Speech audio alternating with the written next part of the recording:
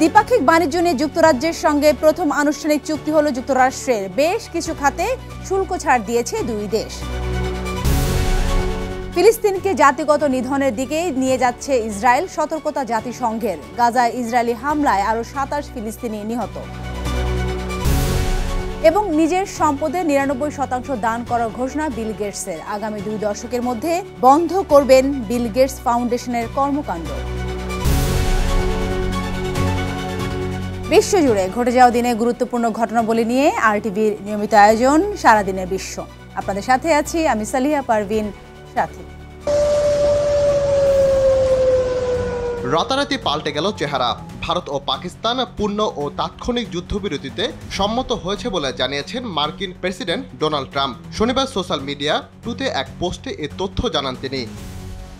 এ সময় Donald Trump তার truth social সাইটে একটি পোস্টে বলেছেন, ভারত ও পাকিস্তান পূর্ণ ও তাৎক্ষণিক যুদ্ধবিরতিতে সম্মত হয়েছে। এর ফলে দুদেশেই একে অপরের সামরিক স্থাপনায় হামলা ও পাল্টা হামলার মধ্যে যুদ্ধবিরতিতে রাজি হলো। যদিও ভারত বা পাকিস্তানের পক্ষ থেকে তাৎক্ষণিকভাবে কোনো মন্তব্য করা হয়নি। ট্রাম্প তার পোস্টে লিখেছেন, মার্কিন যুক্তরাষ্ট্রের মধ্যস্থতায় দীর্ঘ রাতব্যাপী আলোচনার পর ভারত ও পাকিস্তান একটি পূর্ণ ও তাৎক্ষণিক যুদ্ধবিরতিতে সম্মত হয়েছে। সাধারণ জ্ঞান এবং দুর্দান্ত বুদ্ধিমত্তা ব্যবহারের জন্য উভয় দেশকে অভিনন্দন জানান ট্রাম্প। এর আগে শনিবার পাকিস্তানের সেনাপ্রধান অসীম মুনির ও ভারতের পররাষ্ট্রমন্ত্রী জয়শঙ্করের সঙ্গে কথা বলেন মার্কিন পররাষ্ট্রমন্ত্রী মার্কো রুবিও। এ সময় নয়াদিল্লি ও ইসলামাবাদের মধ্যে সরাসরি যোগাযোগের ওপর গুরুত্বারোপ করেন তিনি। রাকিব হাসান, আরটিভি। বিনা প্ররোচনায় পাকিস্তানে ভারতের হামলা চালানোর জবাবে দেশটির বিরুদ্ধে বনিয়াম মারসুস নামে একটি পাল্টা সামরিক অভিযান শুরু করেছে পাকিস্তান। এরই অংশ হিসেবে ভারতের ক্ষেপণাস্ত্র মজুদাগার ও একাধিক সামরিক স্থাপনা লক্ষ্য করে হামলা করা হয়েছে।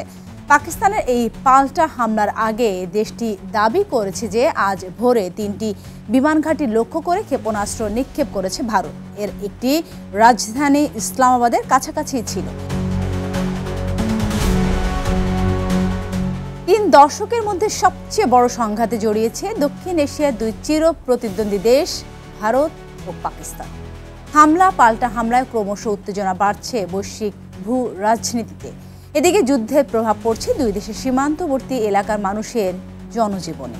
নিরাপদ আশ্রয়ের আশায় ঘরবাড়ি ছেড়ে পালাচ্ছে বেশিরভাগ মানুষ।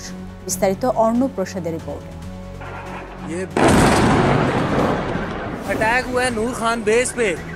গেল মঙ্গলবার দিবাগত রাতে পাকিস্তানের অন্তত ৬টি স্থানে হামলা চালায় ভারতীয় সেনাবাহিনী। এরপরই শুরু হয় দুই পরমাণু শক্তিধর দেশ ভারত পাকিস্তানের সংঘাত। প্রতিদিনই পাল্টাপাল্টি গোলাগুলি, বোমাবর্ষণ ও ক্ষেপণাস্ত্র হামলার ঘটনা ঘটছে। আর এতে সবচেয়ে বেশি বিপাকে পড়েছে দুই দেশের সীমান্তবর্তী অঞ্চলের মানুষগুলো। ইতোমধ্যে বহু মানুষ ঘরবাড়ি ছেড়ে পালিয়েছে। অনেক স্থানে গোলা পড়ে ঘরবাড়ি ধ্বংসের ঘটনাও ঘটেছে। পাকিস্তানের সীমান্তবর্তী চাকোঠি গ্রামের বাসিন্দারা ১৯৯৯ সালের পর এত ভয়াবহ বোমাবর্ষণ কখনো দেখেনি বলে জানিয়েছে সংবাদ মাধ্যম বিবিসি। ভয়ে আতঙ্কে ঘর থেকে বের হচ্ছে না গ্রামের অধিকাংশ মানুষ। একই অবস্থা ভারত নিয়ন্ত্রিত কাশ্মীরের উরি আর কুপওয়ারা অঞ্চলেও। লোকজন না থাকায় উরি পরিণত হয়েছে ভুতুরে গ্রামে। ভয়ে আতঙ্কে ঘর ছাড়ছেন পুঞ্চ জেলার বেশিরভাগ গ্রামের মানুষ। গত মাসে পেহেলগামে সন্ত্রাসী হামলার পর থেকেই জম্মু কাশ্মীরের লাইন অফ কন্ট্রোলে দুই দেশের সৈন্যদের মধ্যে নিয়মিত গুলি বিনিময়ের ঘটনা ঘটছে। অর্ণব প্রসাদ, আরটিভি। ভারতে গোলা, ড্রোন ও ক্ষেপণাস্ত্রের পর এবার সাইবার আক্রমণ করেছে পাকিস্তানি বাহিনী। শনিবার পাকিস্তানের সেনাবাহিনী দাবি করেছে সাইবার আক্রমণের ফলে ভারতীয় সামরিক বাহিনীর সক্ষমতা ক্ষতিগ্রস্ত হয়েছে বলে দাবি করেছে পাকিস্তানের সেনাবাহিনী। এর মধ্যে ভারতের সামরিক উপগ্রহ রয়েছে বলেও জানায় পাকিস্তান। দাবি অনুযায়ী নেভিগেশন এবং যোগাযোগ উপগ্রহ সহ ভারতীয় সামরিক উপগ্রহগুলো সফলভাবে জ্যাম করেছে পাকিস্তানি সাইবার যোদ্ধারা। এছাড়া এই সাইবার অ্যাটাক ভারত সরকারের ইমেল সার্ভার এবং পোর্টালগুলোকেও ক্ষতিগ্রস্ত করেছে। যদিও ভারত সরকার এখনও এই দাবির বিষয়ে কোনো মন্তব্য করেনি। বিশ্ব বাণিজ্য তোলপাড় করে সর্বজনীন শুল্ক ঘোষণার পর দ্বিপাক্ষিক বাণিজ্য নিয়ে যুক্তরাজ্যের সঙ্গে প্রথম আনুষ্ঠানিক চুক্তি হলো যুক্তরাষ্ট্রের। চুক্তিতে অটোমোবাইল, স্টিল, অ্যালুমিনিয়াম ও কৃষি পণ্য সহ বেশ কিছু খাতে বাজার প্রবেশাধিকার ও শুল্ক ছাড় দিয়েছে দুই দেশ। তবে বাদ পড়েছে ওষুধ ও ডিজিটাল পরিষেবা খাত। বিস্তারিত বিনিয়ামিনের রিপোর্টে। Conclusive deal, but we think we can grow it even from there. যুক্তরাষ্ট্র ও যুক্তরাজ্যের মধ্যে এক যুগান্তকারী বাণিজ্য চুক্তির ঘোষণা দিয়েছেন মার্কিন প্রেসিডেন্ট ডোনাল্ড ট্রাম্প। গেল 2 এপ্রিল আমদানি পণ্যে কঠোর শুল্ক আরোপের পর বৃহস্পতিবার যুক্তরাজ্যের সঙ্গে প্রথম আনুষ্ঠানিক চুক্তি করলেন তিনি। এর আগে বুধবার সামাজিক যোগাযোগ মাধ্যম ট্রুথ সোশ্যালে কোনো দেশের নাম না উল্লেখ করেই ট্রাম্প জানান একটি বিশাল ও খুবই সম্মানিত দেশের সঙ্গে বড় বাণিজ্য চুক্তির ঘোষণা দেবেন তিনি। বৃহস্পতিবার হোয়াইট হাউসে যুক্তরাষ্ট্রে নিযুক্ত ব্রিটিশ রাষ্ট্রদূত পিটার ম্যান্ডেলসনকে পাশে নিয়ে সেই চুক্তিরই ঘোষণা দেন ডোনাল্ড ট্রাম্প। ওভাল অফিসের সংবাদ সম্মেলনে তিনি জানান, চুক্তিতে আমেরিকার জন্য কয়েক বিলিয়ন ডলারের বাড়তি পণ্য রপ্তানির সুযোগ তৈরি হয়েছে। এছাড়া হোয়াইট হাউসের তরফ থেকেও জানানো হয়, নতুন এই শুল্ক ব্যবস্থা থেকে বাড়তি $6 বিলিয়ন রাজস্ব আয় করবে ট্রেজারি বিভাগ। চুক্তি অনুযায়ী এপ্রিলে আরোপিত 10% আমদানি শুল্ক বেশিরভাগ পণ্যের ক্ষেত্রেই বহাল থাকছে। তবে যেসব খাতে 25% শুল্ক আরোপ করা হয়েছিল, কিছুটা ছাড় দেয়া হচ্ছে সেসব ক্ষেত্রে। যুক্তরাষ্ট্রে গাড়ি রপ্তানির ক্ষেত্রে যুক্তরাজ্যের জন্য আমদানি শুল্ক ধার্য ছিল 27.5%। এখন নতুন চুক্তিতে যুক্তরাষ্ট্রে প্রথম 1 লাখ গাড়ি রপ্তানির ক্ষেত্রে ব্রিটেনের ওপর ধার্য করা শুল্ক 10% নামিয়ে আনা হবে।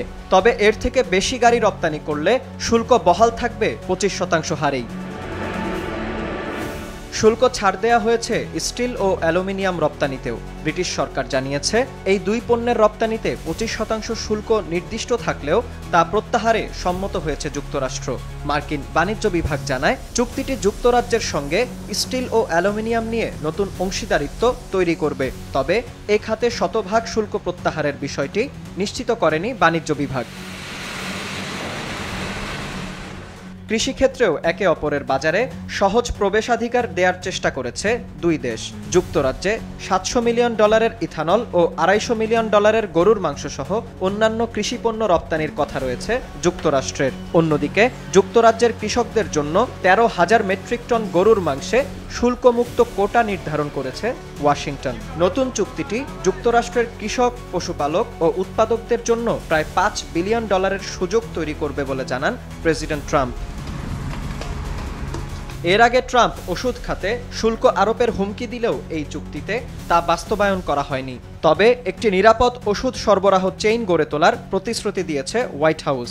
এছাড়া যুক্তরাজ্যে গুগল ও মেটার মতো মার্কিন প্রযুক্তি পরিষেবার ওপর উচ্চ ট্যাক্স নিয়ে বেশ উদ্বিগ্ন যুক্তরাষ্ট্র। তবুও ডিজিটাল পরিষেবা খাতটি চুক্তির বাইরে রয়ে গেছে। তবে ডাউনিং স্ট্রিট জানিয়েছে, ডিজিটাল বাণিজ্য চুক্তি নিয়ে ভবিষ্যতে কাজ করবে তারা। বিনিয়ামিন, RTV।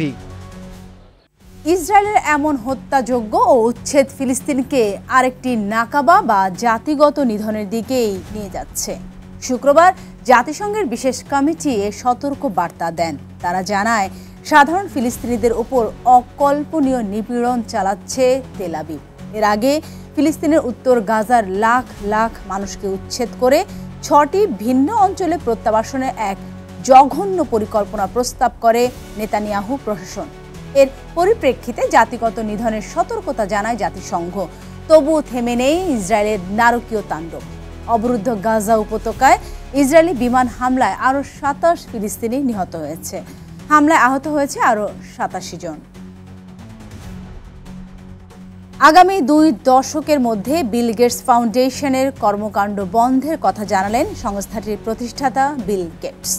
সংস্থাটির 25তম প্রতিষ্ঠা বার্ষিকীতে বিল গেটস ব্লগে তথ্যটি নিশ্চিত করেন। তিনি জানান, তার নিজের সম্পদের মোট 99% বা প্রায় $200 বিলিয়ন সংস্থাটির মাধ্যমেই দান করবেন। বিল গেটস পরলোক গমনের সময় ধনকুবের হিসেবে থাকতে চান না। এ কারণে সংস্থার মাধ্যমে অর্জিত সমস্ত অর্থ বিলিয়ে দিতে চান তিনি। 25 বছর আগে প্রতিষ্ঠিত এই সংস্থার মাধ্যমে এখন পর্যন্ত প্রায় $100 বিলিয়ন ব্যয় হয়েছে। শুরু থেকে বিশ্বব্যাপী দরিদ্র জনগোষ্ঠীর স্বাস্থ্য, বিশেষ করে মা ও শিশুর স্বাস্থ্যসেবা, প্রাণঘাতী রোগ সংক্রমণ রোধে অপরিসীম অবদান রেখে আসছে বিল গেটস ফাউন্ডেশন। আর এরই সাথে শেষ করছি সারাদিনে বিশ্ব। RTVর সাথে সংযুক্ত থাকুন, মতামত জানান RTVর সামাজিক যোগাযোগ মাধ্যমগুলোতে। ধন্যবাদ সবাইকে।